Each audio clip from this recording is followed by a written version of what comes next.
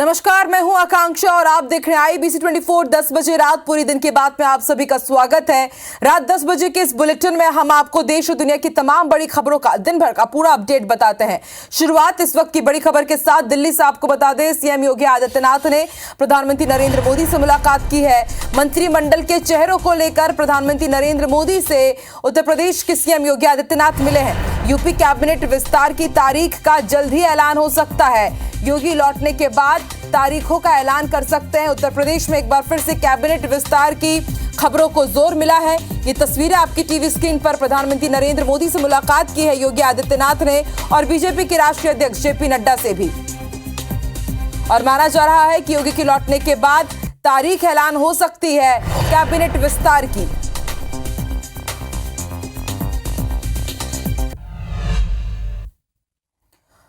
राजधानी रायपुर में रफ्तार का कहर देखने को मिला है। बड़ी खबर आपको बता दें, बेकाबू कार ने साइकिल सवार नाबालिग को रौंद दिया। नाबालिग की मौके पर ही मौत हो गई। बताया जा रहा है कि नाबालिग पेपर बांटने का काम करता था। घटना का सीसीटीवी फुटेज भी सामने आया है। ज्ञात कार की तलाश में पुलिस जुटी हुई है। टिकरापारा थाना पुलिस का ये पूरा मामला है। थाना क्षेत्र का तस्वीरें आपकी टीवी स्क्रीन पर आप देख सकते हैं किस तरह से राजधानी रायपुर में एक बार फिर रफ्तार का कहर देखने को मिला है और ये तस्वीरें विचलित करने वाली है। वो क्रॉस करने की कोशिश कर रहे होते हैं साइकिल सवार, लेकिन उसी तरफ से तेज रफ्तार कार आ रही होती है और वो इस सड़क हादसे की चपेट में आते हैं, कार की चपेट में आते हैं और मौके पर ही उनकी मौत हो गई। तो बेहद दर्दनाक ये तस्वीर, हैरान करने वाली ये तस्वीर कैद हुई है सीसीटीवी में। आप देखिए, आप देख सकते हैं लेफ्ट हैंड साइड से साइकिल सवार एक आ रहा होता है और वो रोड क्रॉस करने की कोशिश करते हैं। बैरिकेडिंग के पास से वो रोड क्रॉस कर रहे हैं, लेकिन उसी दौरान वहां से एक तेज रफ्तार कार आती है और हादसे का शिकार वो हो जाते हैं। बेहद भयावह ये तस्वीरें, सड़क हादसे की तस्वीर सामने आई है। टिकरापारा थाना क्षेत्र का ये मामला है।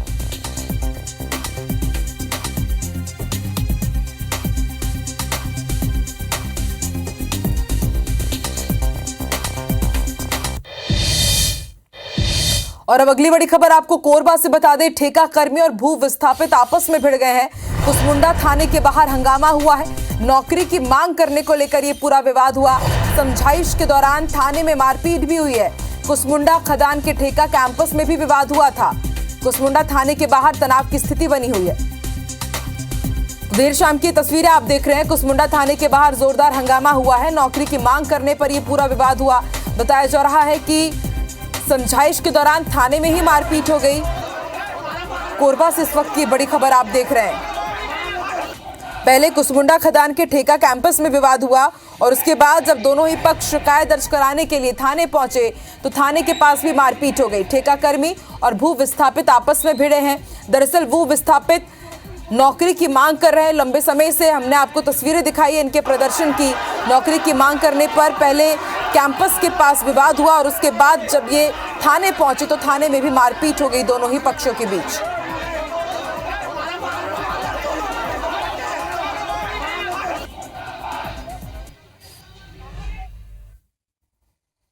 और रुक करते हैं कुछ बड़ी सियासी हलचल का। भोपाल से बड़ी खबर आपको बता दें, बीजेपी के राष्ट्रीय महासचिव कैलाश विजयवर्गीय ने बड़ा बयान दिया है। उन्होंने कहा है कि सीएम और कैबिनेट के समीकरण रविवार को सामने आ सकते हैं। सीएम और कैबिनेट पर यह बड़ा बयान कैलाश विजयवर्गीय का। सीएम कौन होगा उसको लेकर आला कमान ही फैसला करेंगे। मध्य प्रदेश छत्तीसगढ़ में मोदी मैजिक से जीत मिली है, ये भी उन्होंने कहा है। और इसके साथ ही लाडली बहनाओं को भी उन्होंने श्रेय दिया। उन्होंने कहा कि लाडली बहना जैसी योजनाओं से भी हमें जीत मिली है। तो इस वक्त की बड़ी खबर हम आपको बता रहे हैं। सीएम कौन होगा इसको लेकर के कई तरह के कयास लगाए जा रहे हैं और आज कैलाश विजयवर्गीय ने बड़ा बयान दिया। उन्होंने कहा है कि मोदी मैजिक से जीत मिली है। लाडली बहनों ने भी यहाँ पर जीत दिलाने में अहम भूमिका निभाई। इसके साथ ही उन्होंने कहा है कि सीएम और मंत्रिमंडल को जो समीकरण साफ होंगे वो रविवार तक हमें उसका इंतजार करना होगा। दिल्ली में हुई केंद्र नेतृत्व की बैठक में फिलहाल जो बातें सामने निकल कर आ रही है उसमें नए चेहरे को मध्य प्रदेश की कमान सौंपने पर ज्यादा जोर देने की बात कही जा रही है और इसी को लेकर मध्य प्रदेश में मिली धमाकेदार जीत में मुख्यमंत्री पद को लेकर मंथन चल रहा है। कैलाश विजयवर्गीय फिर इस दौड़ में है। वहीं कैलाश विजयवर्गीय भी अपनी ओर से पूरी जोर लगा रहे हैं। जीत के बाद विजयवर्गीय दिल्ली में डेरा डाले हुए हैं। उन्होंने केंद्रीय गृह मंत्री अमित शाह और बीजेपी के राष्ट्रीय अध्यक्ष जेपी नड्डा से मुलाकात की। वरिष्ठ पत्रकार और राजनीतिक विश्लेषक अरविंद तिवारी का कहना है कि कैलाश विजयवर्गीय ने जिस तरह पार्टी को जिताने में महत्वपूर्ण भूमिका निभाई है, मुख्यमंत्री पद के लिए विजयवर्गीय प्रबल दावेदार माने जा रहे हैं। क्षेत्र इस विधानसभा को नंबर 1 बनाना है। अब मैं आपके आशीर्वाद से पार्टी ने मुझे विधायक का चुनाव लड़ाया, तो मैं खाली विधायक तो नहीं रहूंगा ना, कि खाली विधायक ही रहूंगा। देखिए, निसंदेह कैलाश विजयवर्गीय बहुत कद्दावर लीडर हैं और मालवा निमाड़ में बीजेपी के इलेक्शन कैंपेन को उन्होंने लीड किया था। खुद तो बड़ी जीत अंतर से जीते ही हैं, मालवा निमाड़ में भी इस बार बहुत ज़बरदस्त सफलता मिली है। तो मुझे लगता है कि इस कारण भी कैलाश विजयवर्गीय का दावा मजबूत है। दूसरा, पार्टी ने कैलाश विजयवर्गीय को जो जो चुनौतियां दी है, जो जो दायित्व सौंपा है, उसमें वो खरे उतरे। तो दावा कैलाश विजयवर्गीय का बहुत मजबूत है। छत्तीसगढ़ में सत्ता परिवर्तन के अगले मुख्यमंत्री को लेकर कई नामों पर चर्चा हो रही है। कांग्रेस का सुपड़ा साफ करने वाले सरगुजा संभाग के परिणाम के बाद सबसे ज्यादा नाम इसी संभाग से आ रहे हैं, फिर चाहे वो रेणुका सिंह का हो, विष्णुदेव साय का हो, रामविचार नेताम का या गोमती साय का। ये नाम इसलिए भी सुर्खियों में है क्योंकि माना जा रहा है कि भाजपा इस बार आदिवासी सीएम का दावा खेल सकती है और उन पर दाव चल सकती है। रेणुका सिंह के नाम की चर्चा सबसे ज्यादा है। रेणुका रमन शासनकाल में महिला बाल विकास विभाग की मंत्री रह चुकी है, साथ ही सरगुजा जिले की सांसद और केंद्रीय राज्य मंत्री भी है। विष्णुदेव साय का नाम भी चर्चा में है। साय सांसद, केंद्रीय राज्य मंत्री के साथ भाजपा प्रदेश अध्यक्ष भी रह चुके हैं। बड़े आदिवासी नेता रामविचार नेताम भी सीएम की दौड़ में शामिल हैं। नेताम तेज तर्रार नेताओं में शुमार होने के साथ ही प्रदेश और केंद्र का भी अनुभव रखते हैं। इसके अलावा रायगढ़ सांसद गोमती साय के नाम पर भी चर्चा है, जो भी पत्थलगांव से जीत कर आई हैं। भाजपा नेताओं का मानना है कि सीएम अगर सरगुजा संभाग से होगा तो क्षेत्र का विकास तेजी से हो सकेगा। निश्चित रूप से लगातार अलग अलग समूह के लोग अपनी बात रख रहे हैं। सबकी बातों पर निश्चित रूप से विचार होगा। भ्रष्टाचार करने का मशीन बना दी है। ये फर्जी तरीके से जमीन हथियाने का कलेक्टर और तमाम सारे एसडीएम को दलाल के रूप में बैठा करके रख दिया और ये सिर्फ जो है दलाली करने में लगे हुए हैं। ऐसे चेहरों को भारतीय जनता पार्टी पहचान रही है। समय आने पर उन सब का हिसाब लिया जाएगा, छोड़ा नहीं जाएगा।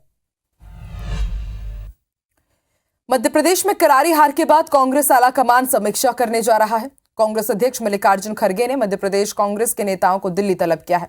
बैठक शुक्रवार शाम 4 बजे से शुरू होगी। इस बैठक में PCC chief Kamal Nath, doctor Govind Singh, Digvijaya Singh के अलावा उमंग सिंघार, कमलेश्वर पटेल, ओमकार सिंह मरकाम को भी बुलाया गया है। चुनाव हार चुके जीतू पटवारी और पूर्व पीसीसी चीफ अरुण यादव को भी बैठक में बुलाने की अटकलें हैं। बैठक में न सिर्फ हार के कारणों पर मंथन होगा बल्कि नेता प्रतिपक्ष के नाम पर भी चर्चा होनी है। सूत्रों के मुताबिक ये खबर भी मिल रही थी कि कमलनाथ अगर पीसीसी चीफ का पद छोड़ देते हैं तो आलाकमान नए और युवा चेहरे को बतौर प्रदेश अध्यक्ष कमान सौंप सकता है। लेकिन जानकार ये कह रहे हैं कि कमलनाथ भले ही इस्तीफे की पेशकश करे पर आलाकमान राजी नहीं होगा, क्योंकि लोकसभा चुनाव के लिहाज से कमलनाथ के अलावा कांग्रेस में फिलहाल ऐसा कोई चेहरा नहीं है जो पार्टी को संभाल सके। इधर इस पर भाजपा ने तंज कसा है और कहा है कि जिस तरीके के हालात कांग्रेस में दिख रहे हैं उससे कांग्रेस में सिर्फ वटोवल की जगह एक बार फिर जगह मिली है। कि राष्ट्रीय कार्यकारिणी की बैठक है, उसमें सभी महासचिव, सचिव सभी लोगों को बुलाया है, सीडब्ल्यूसी मेंबर। उस पर समीक्षा भी होगी, भविष्य की लोकसभा को लेके, रणनीति को लेके भी चर्चा होगी। वहाँ सत्य पर कभी चर्चा नहीं होती। एक भ्रम का वातावरण बनाना है, हार का ठीकरा किस पर फोड़ना है ये केवल तय होना है, क्योंकि किसी भी हालत में गांधी परिवार को तो बचाना ही है और इसके लिए ये तय होना है कि ठीकरा किस पर फोड़ना है। दिल्ली में शुक्रवार को कांग्रेस के राष्ट्रीय अध्यक्ष मल्लिकार्जुन खड़गे समीक्षा बैठक करेंगे और इस बैठक में शामिल होने के लिए छत्तीसगढ़ के कार्यवाहक मुख्यमंत्री भूपेश बघेल, टीएस सिंहदेव, चरणदास महंत और पीसीसी चीफ दीपक बैज दिल्ली रवाना हो गए हैं। रायपुर एयरपोर्ट पर भूपेश बघेल ने कहा कि हमें जनादेश स्वीकार है। भाजपा कांग्रेस सरकार की कई योजनाएं बंद कर सकती है। सवाल के जवाब में उन्होंने कहा कि सरकार बनने दीजिए, फिर देखते हैं क्या बंद कर रहे हैं। वहीं बुलडोजर की कार्रवाई पर उन्होंने कहा कि अदृश्य शक्तियां हैं जो काम कर रही है। निर्देश किसने दिया हमें पता नहीं है। गरीबों का रोजगार उजाड़ा जा रहा है। वहीं ईवीएम में गड़बड़ी के सवाल पर उन्होंने कहा कि ईवीएम के बारे में बोला जाता है तो भाजपा को बड़े जोर कर मिर्ची लगती है। इसके पीछे कुछ ना कुछ कारण तो जरूर है।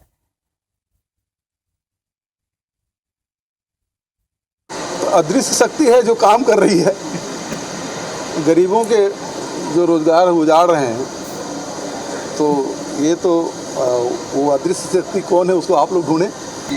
जैसे ईवीएम के बारे में कुछ बोलो, भारतीय जनता पार्टी बहुत जोर से मिर्ची लगती है। इतना जोर से क्यों लगना चाहिए? लगता है मतलब कुछ न कुछ तो कारण होगा। कांग्रेस की समीक्षा बैठक पर पूर्व मंत्री केदार कश्यप ने तंज कसा है। उन्होंने कहा कि दिल्ली में बैठक हो रही है तो हार की समीक्षा करनी चाहिए। जनता और भाजपा ने उनके गुरूर और घमंड को तोड़ने का काम किया है। वहीं पूर्व मंत्री अमरजीत भगत के मूंछ मुंडवाने वाले बयान पर केदार कश्यप ने चुटकी लेते हुए कहा कि अगर वो सच्चे आदिवासी हैं तो उन्हें मूंछ मुंडवाना चाहिए। मैं तो उन्हें तिरुपति भी ले जाने को तैयार हूं। वहीं मुख्यमंत्री के चेहरे को लेकर उन्होंने कहा कि जल्द ही सीएम को लेकर घोषणा हो जाएगी। हालांकि इस दौरान केदार कश्यप मुख्यमंत्री के लिए अपनी दावेदारी पर बोलने से बचते हुए नजर आए। अमरजीत भगत जी यदि वास्तव में आदिवासी पुत्र हैं तो उनको अपने बोले हुए पर विशेष तौर पे ध्यान देना चाहिए और अपनी जो घोषणा है, प्रतिज्ञा है, वो पूरी करनी चाहिए। और यदि चाहे तो यहाँ के करवा लें, नहीं तो मैं उन्हें तिरुपति लेके जाता हूँ, वहाँ पर उनका मूंछ मुंडवन करा देता हूँ। सीएम शिवराज सिंह चौहान आज श्योपुर पहुंचे और पदाधिकारियों के साथ बैठक कर हारी हुई सीटों पर उन्होंने मंथन किया। वहीं सीएम शिवराज ने कार्यकर्ता सम्मेलन को भी संबोधित किया और श्योपुर के लोगों से लोकसभा चुनाव में जिताने की अपील की। विधानसभा में हम नहीं जीत पाए, लेकिन आज हम संकल्प करेंगे कि किसी भी हालत में श्योपुर विधानसभा से और विजयपुर विधानसभा से मुरैना लोकसभा में इतनी बड़ी लीड देंगे, इतने वोटों से जिताएंगे कि दुनिया आश्चर्य करेगी कि कितनी बड़ी जीत श्योपुर वालों ने दी। रायपुर समेत प्रदेश में अतिक्रमण और सड़क किनारे के अवैध कब्जों गुमटियों को लेकर चल रही बुलडोजर की कार्रवाई पर पूर्व मंत्री और रायपुर पश्चिम के विधायक राजेश मूणत का बयान आया। मूणत ने प्रशासनिक अधिकारियों को लेकर कहा है कि कार्रवाई के नाम पर सिर्फ गरीबों के ठेले गुमटियों पर कार्रवाई ना की जाए। यातायात सुधारने के लिए सभी जगह कार्रवाई जरूरी है। उन्होंने ये भी कहा कि बड़े लोगों पर भी अधिकारी कार्रवाई करे। वहीं बुलडोजर वाली कार्रवाई को लेकर सियासत भी हो रही है। पूर्व संसदीय सचिव विकास उपाध्याय ने कहा है कि बुलडोजर वाली कार्रवाई टारगेट कर की जा रही है। विशेष वर्ग और चुनाव में सपोर्ट नहीं करने वाले निशाने पर हैं। वो क्या जांच कराएंगे? वो खुद सब कटघरे में खड़े हैं। मैंने कहा ना, ऐसा क्या दबाव? जैसे शहर के अंदर कई लोगों ने कई चीजों की शिकायतें की, ये ताबड़तोड़ अतिक्रमण अभी हटाना, इसकी जरूरत क्यों इतना? ये तो सालों से कब्जे किए, तो अधिकारी लोग कर क्या रहे थे? जो उनकी विचारधारा को मानने वाले लोग नहीं हैं, जो जिन लोगों ने महंगाई का विरोध किया, जिन लोगों ने बढ़ती बेरोजगारी का विरोध किया, केंद्र की अलग अलग रणनीति का योजनाओं का जिसने विरोध किया, उसके साथ ये कार्यवाही कर रहे हैं। अभनपुर से विधानसभा चुनाव हारने के बाद पूर्व विधायक धनेंद्र साहू ने ईवीएम पर सवाल उठाते हुए मशीन से छेड़छाड़ करने का आरोप लगाया है। धनेंद्र साहू ने कहा कि जिन गांवों में 1990 से आज तक वो नहीं हारे, इस बार वहां पर वोट ही नहीं मिला, जबकि वहां वोट नहीं मिलने का कोई कारण ही नहीं है। उन्होंने कहा कि हम कहीं चुनाव नहीं आ रहे हैं, ईवीएम के साथ छेड़छाड़ हुई है।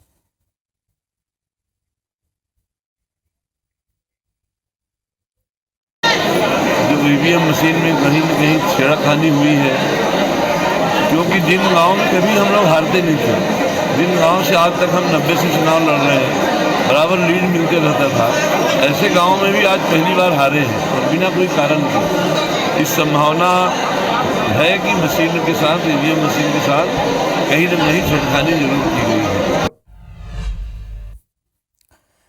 भांडेर से कांग्रेस के विधायक फूल सिंह बरैया ने प्रदेश में विधानसभा चुनाव प्रचार के दौरान ये दावा किया था कि भाजपा को इन चुनाव में अगर 50 से कम सीट मिलेगी, अगर इससे ज्यादा सीटें मिलती है तो वो अपना मुंह काला करवा लेंगे।